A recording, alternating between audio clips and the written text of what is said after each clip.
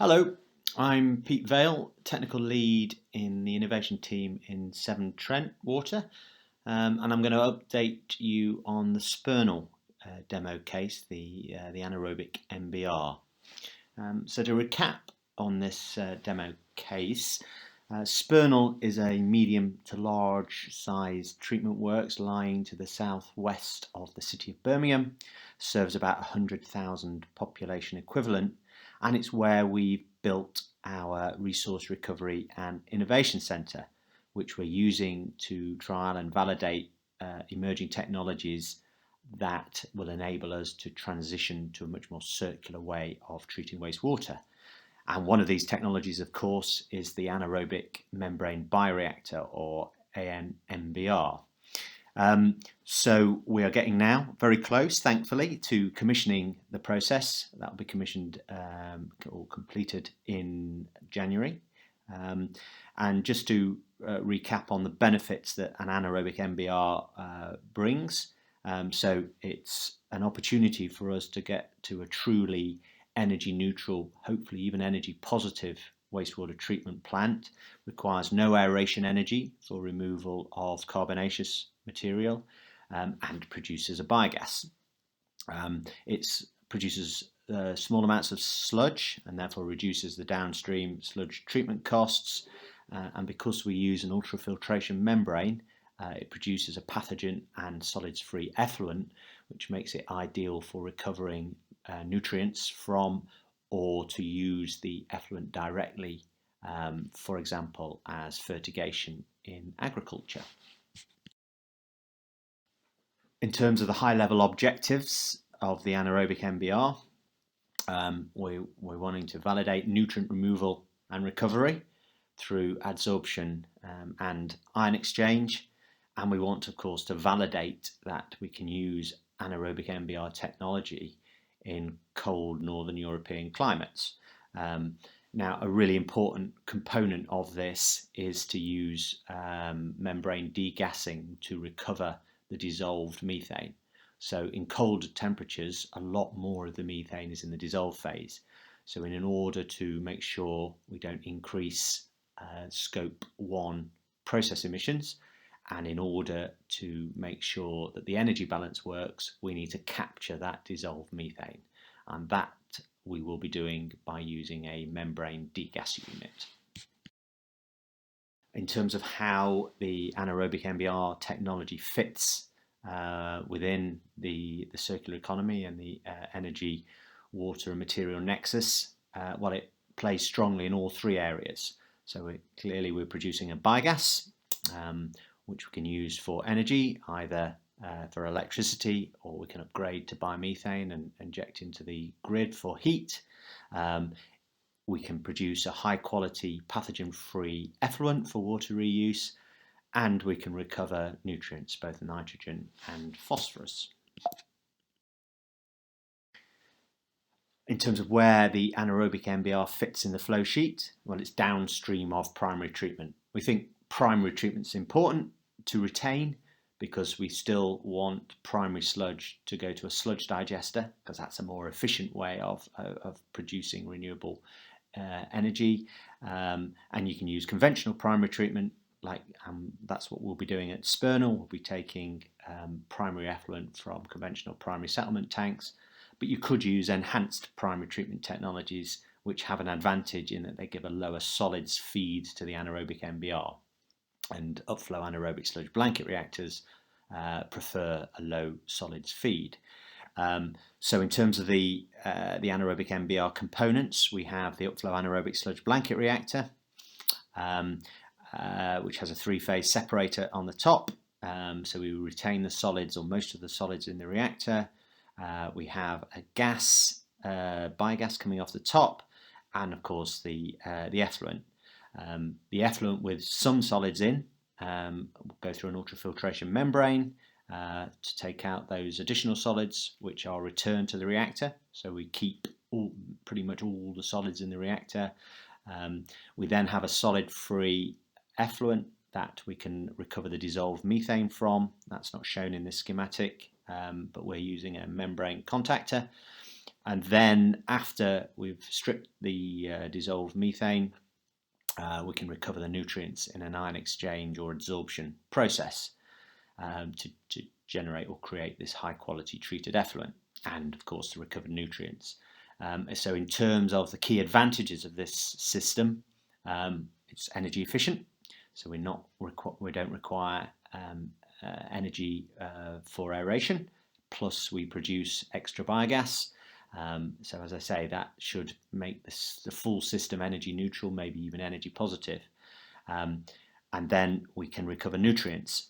And then the final advantage, which is a significant advantage with the increasing focus on becoming net zero carbon, by not removing the nitrogen biologically through nitrification, we are not producing nitrous oxide. And nitrous oxide, as you may well know, is a very potent greenhouse gas. So this scores very well in that context too. So just to go into a little bit more detail about the component parts of the anaerobic MBR. So we have the Upflow anaerobic sludge blanket reactor at Spernal. This is provided by Waterloo, a Belgian company. I'll show you some pictures in a second. The plant is housed in 3 20-foot shipping containers mounted one on top of the other. It's using a granular sludge, again supplied by Waterloo.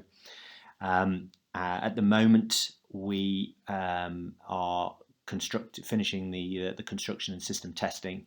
The units are all on site now and are just being piped in. The second unit is the ultrafiltration membrane at Spernal, provided by SFC, an Austrian company, with Trant doing the engineering. Again, this is sort of housed in containers. That's at the testbed and is undergoing wet testing. And then we have the membrane contactor. So these are provided by 3M. The membrane modules are now on site, and the system build is underway. Regarding the nutrient removal and recovery, we're using a technology and a pilot plant developed by Cranfield University. We'll bring up to Spernal. For the nitrogen removal and recovery, we're using a column filled with a zeolite media as an ion exchange media. This is regenerated with sodium chloride or potassium chloride, and we can recover either an ammonia solution or ammonium sulfate from the regenerant. With phosphorus, we have a column that's filled with a hybrid anion exchange media with nanoparticles of iron embedded onto it, which makes it specific for phosphorus. The phosphorus is adsorbed onto that media and regenerated by increasing the pH. We regenerate by adding sodium hydroxide. And then by adding calcium hydroxide to the spent regenerant, we can recover calcium phosphorus. To show you what the plant looks like, top left you have a mock-up showing the component parts of the anaerobic MBR and how they fit together on the test pad. Bottom left is the ultrafiltration membrane module supplied by SFC and Trant, and next to that the 3 shipping containers that comprise the Upflow anaerobic sludge blanket reactor. So we're now at that exciting stage of the project where we're not far off starting commissioning, and that is due to complete in mid-January of 2021. In terms of the current status, we're finishing off the interface pipe work for the UASB. We've installed the ultrafiltration membrane and that's being wet tested, and the degas system civil works are now complete. Turning to the work that is underway down at Cranfield to support the commissioning and the optimization of the process, we're running pilot scale reactors, which of course will be hugely helpful and giving us a head start. So we've got granular sludge in the reactor supplied by Waterloo, which you can see on the left. On the right are the pilot reactors that Eleonora and Anna are running. On this slide you can see the SFC pilot membrane module that will be connected up to the pilot UASB reactors, And this slide shows you the nutrient removal and recovery columns. So you see the two columns on the left, and the picture on the right shows you the two medias, the mesolite for ammonia recovery and the nanoparticle hybrid ion exchange media for the phosphorus recovery. In terms of results then, and the key performance indicators, obviously the plant's still to be commissioned, so we have no actual data yet. I won't go through all the KPIs, you can read that for yourself, but I'm expecting next time to be able to update you on actual versus expected. Now there are results from the pilot. So it's important though to point out that these results from Cranfield are from a UASB effluent, not from an anaerobic MBR effluent, i.e. We haven't yet connected up the membrane module to the UASB.